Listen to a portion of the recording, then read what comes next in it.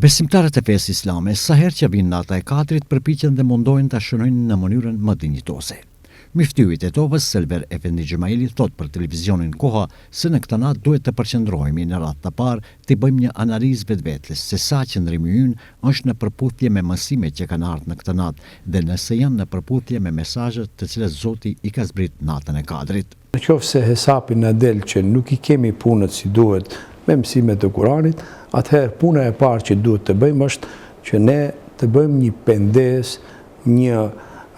analizë vetvetes në qoftë se nuk i kemi punët mirë, të bëjmë një pendim të sinqert me bindje dhe me dhënie fjalën dhe me dhënie besën që pastaj nuk do kthehemi në një jetë me gabime, por do të vazhdojmë të përmirësuar. Dhe pastaj do t'ja veshim edhe lutjet edhe duat që kanë vlerë të madhe brenda kësaj nate. Por cilët dua duhet t'i bëjmë gjatë kësaj nate dhe t'i përsërisim më tepër? Është një moment që edhe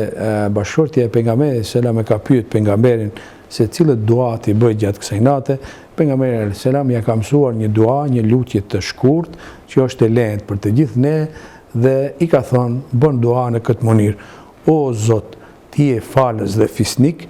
e don faljen, atëherë më fal mua. Pra ne kërkojmë falje nga Allahu xhaleshanuhu në qoftë se kemi jetë me gabime dhe japim besën edhe fjalën që më nuk i përsëritim ato gabime dhe të kërkojmë falje nga Allahu xhaleshanuhu. Natën e katërit, sipas myfthyut, duhet ta vlerësojmë edhe me lexim Kurani, me palje të namazit, me bërje të duave dhe me një përpjekje për të ndërtuar raporte të ndërsjella midis familjarëve, shoqërisë dhe popullatës në përgjithësi.